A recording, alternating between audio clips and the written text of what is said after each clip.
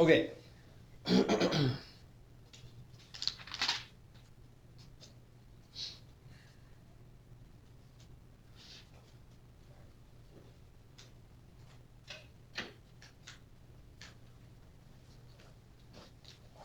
So let's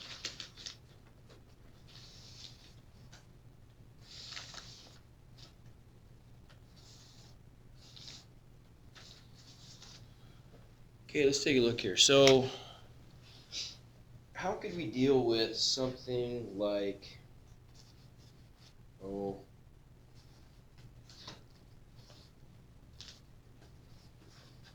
yes.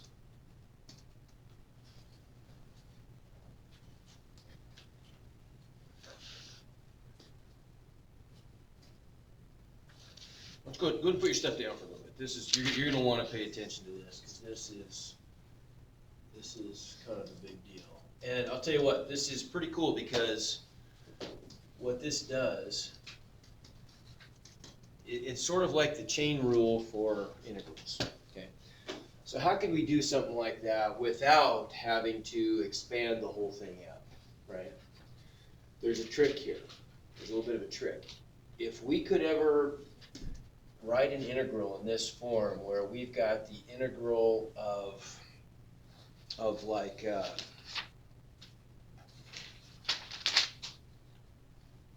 something like, yeah, I am.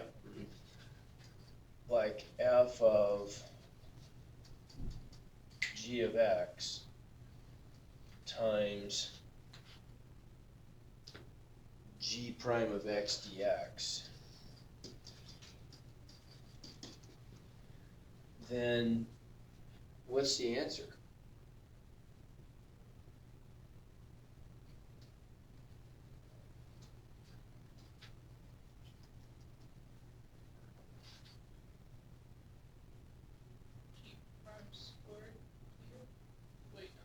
If capital F is the antiderivative of f, do you guys see that that's equal to capital F of g of x plus c, right? Hindsight's 20/20. It's easy to see in reverse, isn't it? Because if I were to differentiate this, right, what would I get? If I differentiate this, I'm going to get capital F prime, which is just f, right?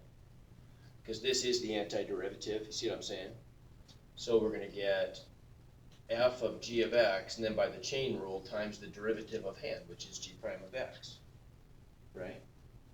Okay, there's an easier way to see this, though. This is kind of cumbersome. There's another terminology here that works really well. The integral of, if we let u, we call this a u substitution. So some calculus, well, some mathematician must have had a real sense of humor here. Because if we let u equal g of x, then would you agree that u prime is just g prime of x dx? Right? Or that du is, sorry, not u prime. Write that, go back, write that again.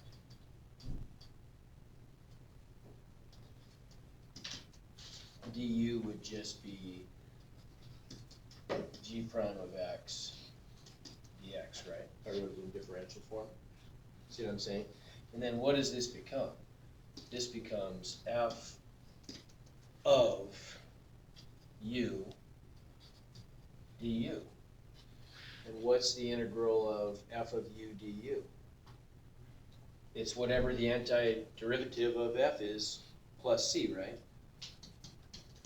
So I get f of u plus c, right?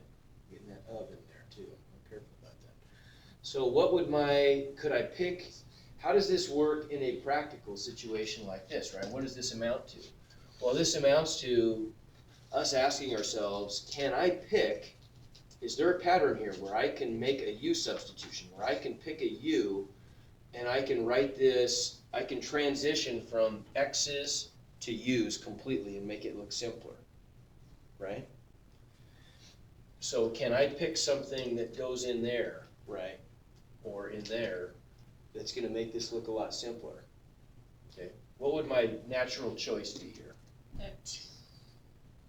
If I just substitute x for u, it doesn't really change anything. Then I have the exact same problem I had before. But what could I pick? It's got to be something bigger. X squared plus 1. Yeah. It's usually what's going to be like the argument of some bigger function, right? You see that this is a composition of functions, so the inside of that composition, the interior of the composition, is usually a pretty good choice, right? So look what happens if we do that. If I let u equal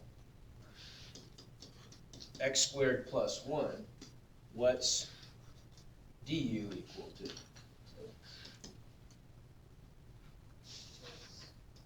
2x dx, right? Everybody agree? Well, look at what we got then. Now we've got the integral of, oh, that's a bad equal sign. We've now got the integral of u squared du. That's easy. See what we just did? Isn't that cool? Right? So by picking an appropriate u substitution, we've been able to write this thing in the form, hey, Becky, Hi. What's up? I'll just have something for Mr. Oh. Wolf. All right. To look Thank over you. before he goes. Perfect. Yeah. So now look what we got. See, we went from something that looks really complicated to something that's dead simple. What's the antiderivative of u squared du?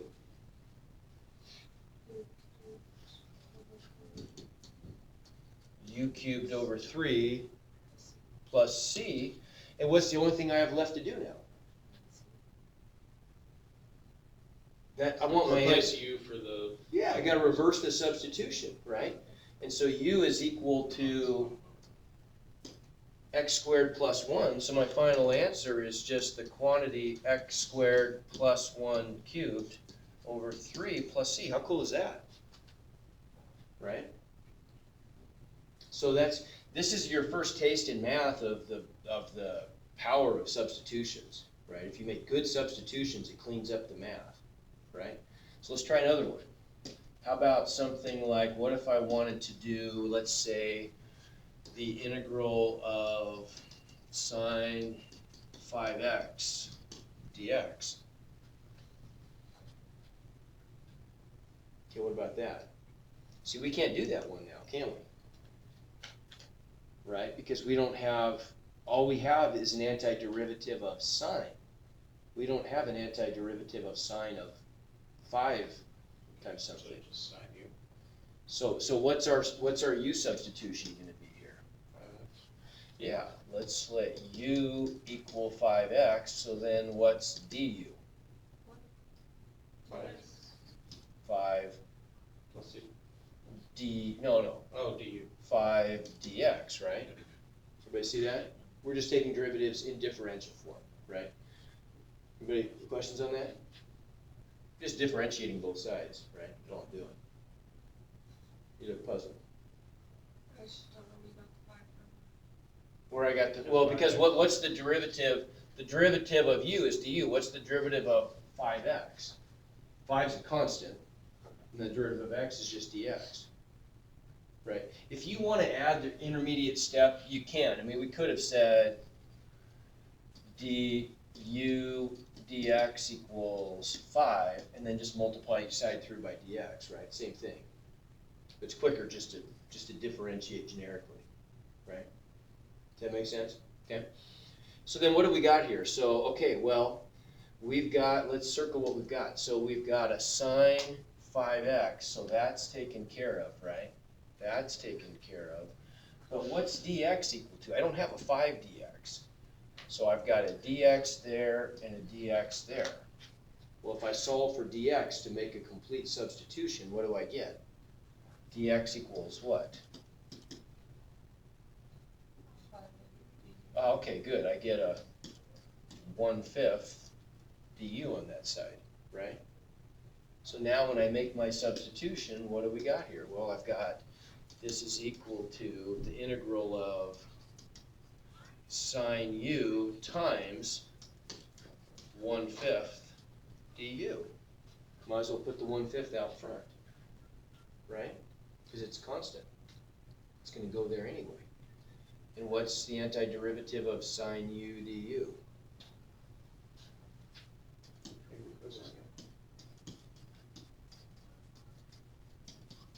So now we just reverse the substitution, and what do we get?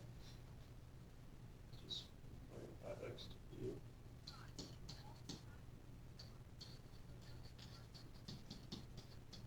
And of course, that's gonna work, isn't it, if I differentiate, if I check if I differentiate. Why is this necessary? Wouldn't you just be able to assume that 5x would stay the same? But it didn't, I got a 1/5 out front. That makes sense. Okay.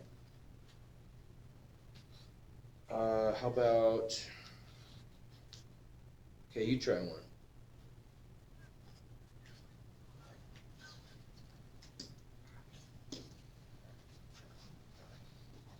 Okay, try this.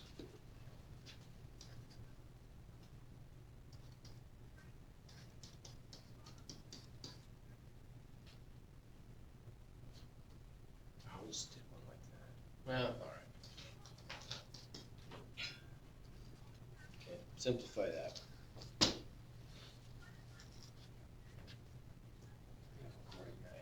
Yeah.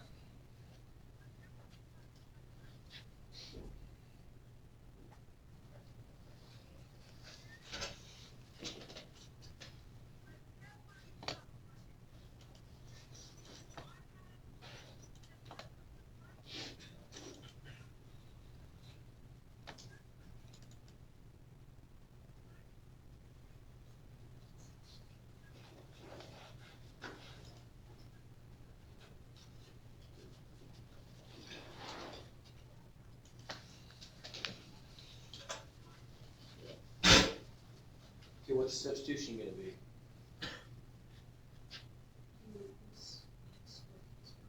Okay. So what's du?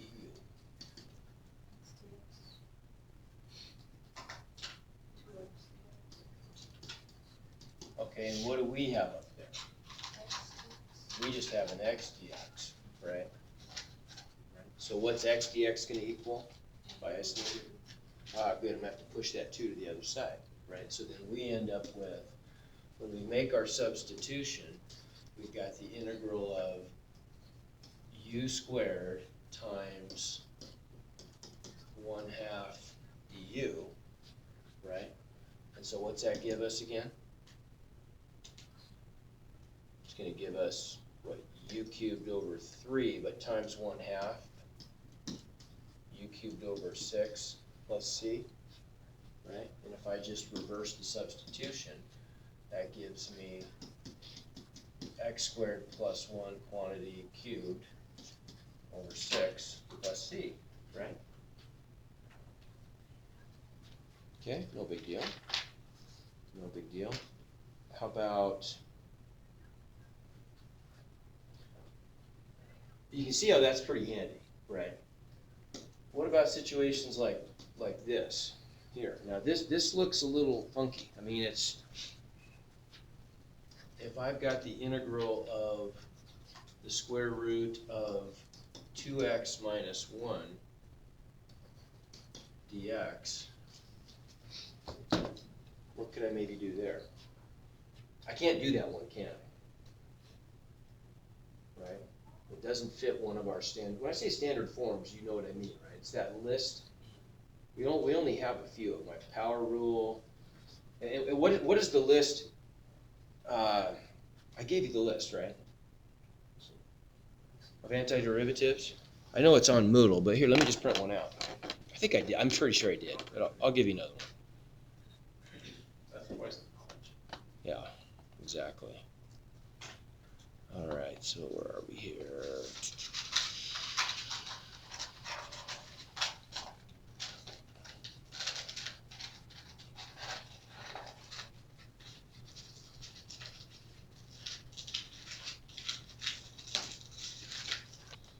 What happens when n equals -1? When n equals, for that one? Oh, when n equals -1, It's 0 on the bottom. then it's, yeah, it's a natural log. That's what we meant to do. We didn't know that yet. Yeah. Okay, so what's our u substitution here? What's our u Two substitution? x minus one.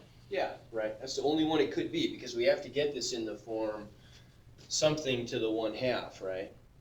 Okay, so if we let u equal 2x minus 1, what's du?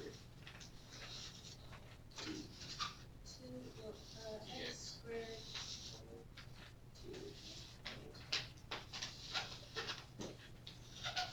I'm just differentiating both sides. What's the derivative of the right side? It's just two. 2. dx, right? What are y'all doing? I said two. Okay. So then I've got a dx up here. So what's this look like? Looks like the integral of, Two on the other side. right, so 1/2. Yeah. I gotta push the 2 over there, so I get a 1/2 u to the 1/2 Yep. du, right? Okay, which is what? 1/2 to the negative. U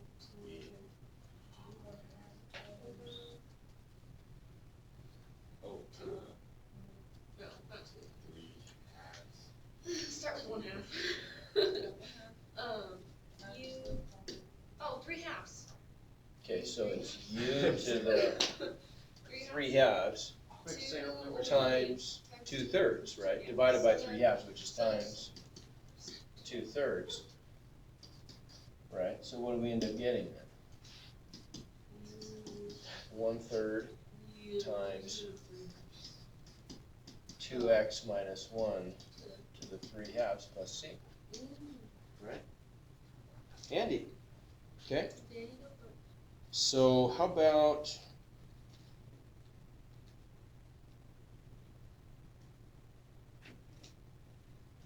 okay,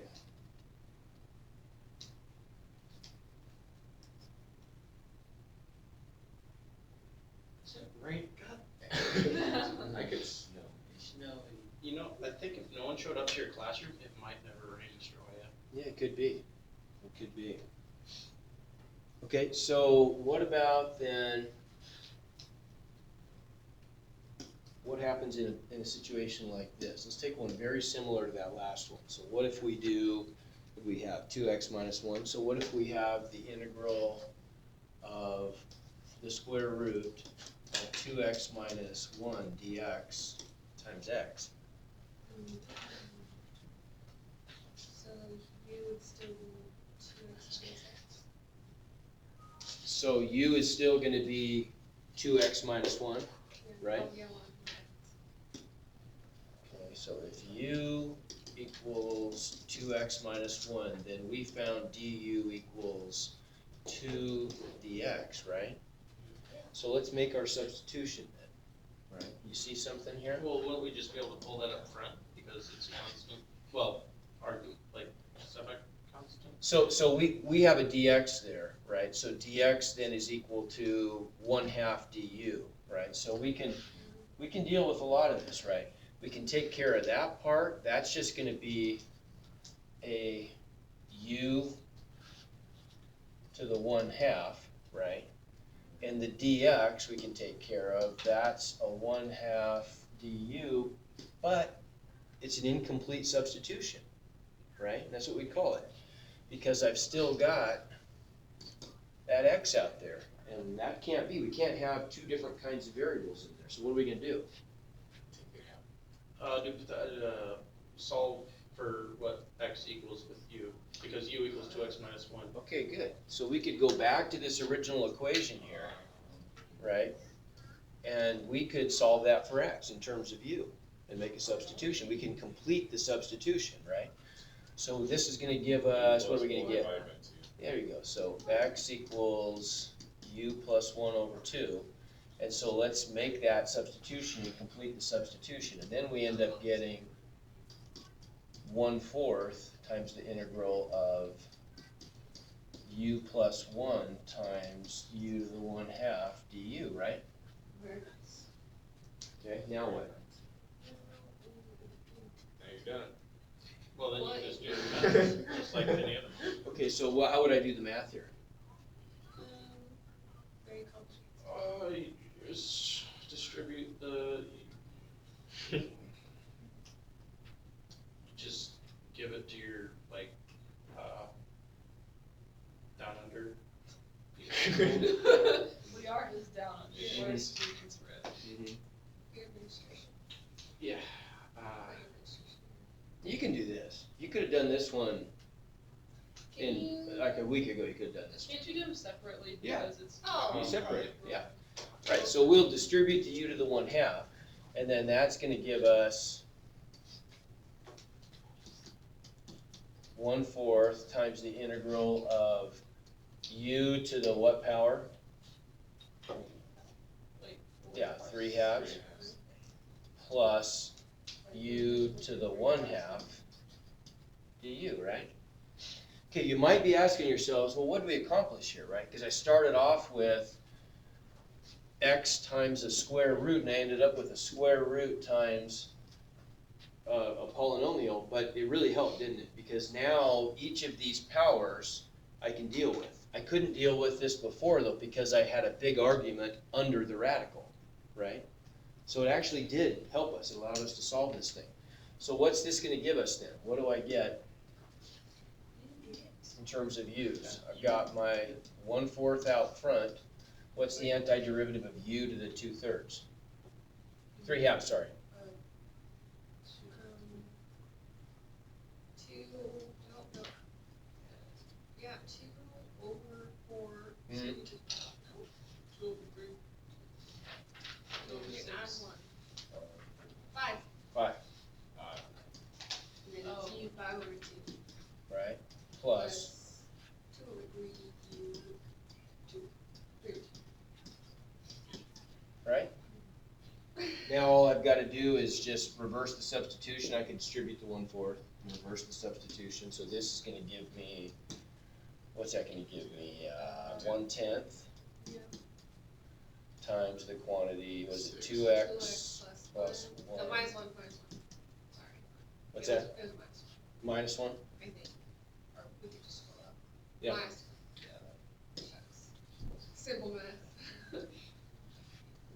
Did we calculate this right? Accidentally missing Plus 1/6? 1/6.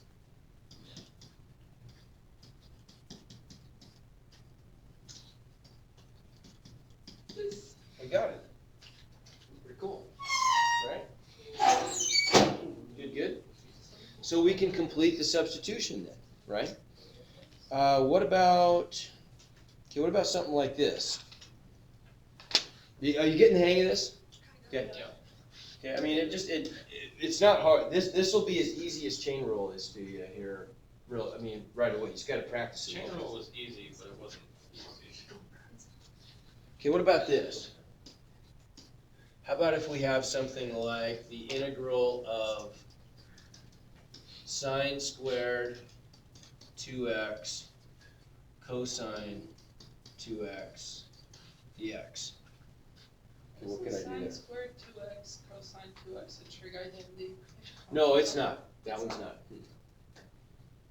But what's one substitution I could Just definitely do make? 2x equals u. Yeah, one thing I could do for sure is I could say, well, let's just let u equal 2x, so what's du? 2 dx. Okay, good, so then that's gonna become the integral of sine squared u cosine u times 1/2 du, right? Everybody agree? Yeah. We're going in the animations. Everybody see that? Yeah. Okay, but that's not good enough. Because you have 2 different signs. Yeah, I know, I need something else there, don't I? It might help to think of, let me just change one little thing here. I'm just gonna rewrite this. What if I wrote that sine squared u as the quantity sine u squared? Because that's what it means. Remember, it's a good idea to maybe rewrite it that way Can't too. you split those apart? Make it sine u, cosine. Can't split them apart, but can I make another substitution? Let's make a v substitution. Which one could I get? Which one could I do? What I would like this to look like is a function of v times dv.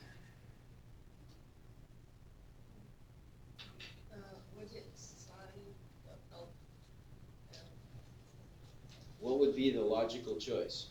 It's either The sign you substitute, I mean, the sign you squared you substitute for V, so you didn't have to do. So what's V equals what? Sine U. So V equals sine U, let's try that. Is it sine U or sine U squared? Well, sine U squared wouldn't be a good one, because when I differentiate that, I'm gonna get a bunch of stuff out of it, right? So sine U. But sine U makes sense. If V equals sine U, what's dV? Negative cosine U. No, cosine U, right? Is it negative? Oh, No, we're differentiating, right? Oh, yeah, yeah. Cosine U du. So now what have we got here? We can look at our substitution now. We've got a U, or V squared, right? So 1/2 times the integral of V squared dV? times, yeah, look at that, right there's our dV, right? Okay, good, now that's easy, right? So what do we get there?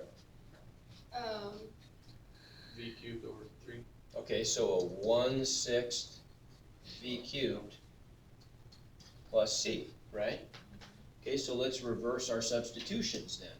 So let's step back to U's, so that's gonna look like a 1/6 times sine U cubed plus C, and now let's step back to X's. So that's a 1/6 sine cubed 2x plus C, right? Okay, so could we have killed two birds with one stone here? Could we have done one substitution? Yes. Since they both have 2x. How could I have just done one big U substitution? And it's okay to do it this way, it's fine. V equals sine 2x. This Well, is- V yeah, it'd be equals U. sine 2x, exactly. Or U equals sine 2x, right? So we could have done, does everybody see that? We could have gone,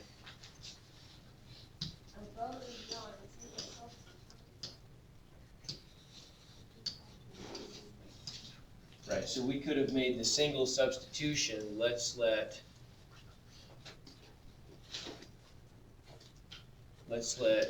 U equal sine 2x, and then du would have been Cosine 2x. cosine 2x times 2 dx, and I have